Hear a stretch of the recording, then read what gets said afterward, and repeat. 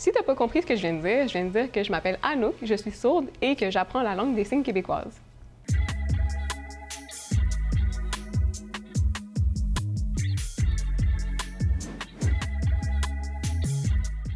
Langue des signes, langue à part entière au même titre que le français et l'anglais, employée par les personnes sourdes qui utilisent les mains, le visage et le corps pour s'exprimer. C'est vraiment ça, la langue des signes, sincèrement. On utilise beaucoup les expressions du visage, c'est très important. S'il n'y a pas d'expression faciale, c'est comme s'il n'y avait pas de grammaire. Il manquerait beaucoup d'informations. Si je veux dire « je vais à l'école », en français, c'est ça, c'est « je vais à l'école », mais en langue des signes québécoise, c'est « école, pointé, moi, je vais ». Donc, c'est la syntaxe, c'est complètement différente. Je suis sourde, je suis née de même et j'ai grandi dans le monde entendant. Donc, dans le fond, j'ai été appareillée quand j'avais 4 ans. Ma famille est entendante aussi. J'ai jamais été seule à proprement parler. J'avais toujours des gens autour de moi. Mais pourtant, ma souffrance était réelle. Je me sentais quand même seule.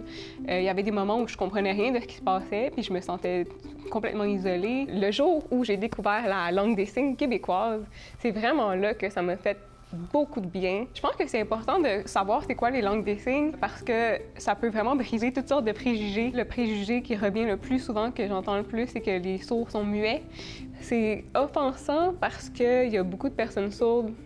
La majorité d'entre elles ont une voix. C'est juste qu'il y en a beaucoup qui ont la décision de ne pas utiliser leur voix parce que peut-être qu'ils ne sont jamais entendus de leur vie, leur voix. Donc, ils ne sont pas à l'aise de l'utiliser. Beaucoup de personnes disent le langage des signes.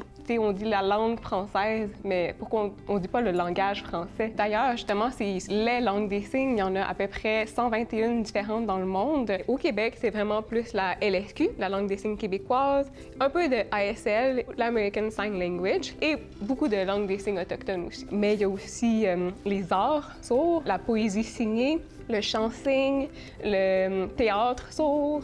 D'être témoin de ça et de peu à peu y rentrer, ça m'a fait beaucoup de bien là, à mon estime de moi, à ma confiance en moi, à mon identité beaucoup aussi.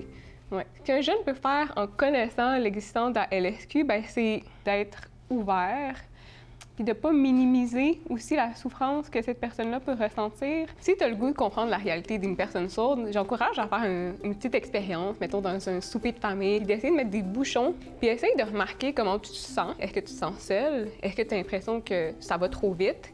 Est-ce que tu essayes de regarder la bouche des gens pour comprendre ce qu'ils disent?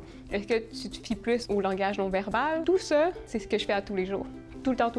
Souvent, quand tu as une surdité, tu apprends à avoir l'air entendant, d'apprendre la langue des signes québécoise, d'être au contact de la communauté sourde. Des fois, juste d'enlever mes appareils et d'aller dans des événements sourds, ça me reconnecte avec qui je suis réellement. La langue des signes québécoise, c'est vraiment une langue qui vaut la peine d'être apprise. C'est une langue qui est tellement belle, tellement riche. J'encourage n'importe qui à l'apprendre, même juste les bases. C'est juste vraiment le fun. J'ai vraiment le goût que ce soit plus populaire.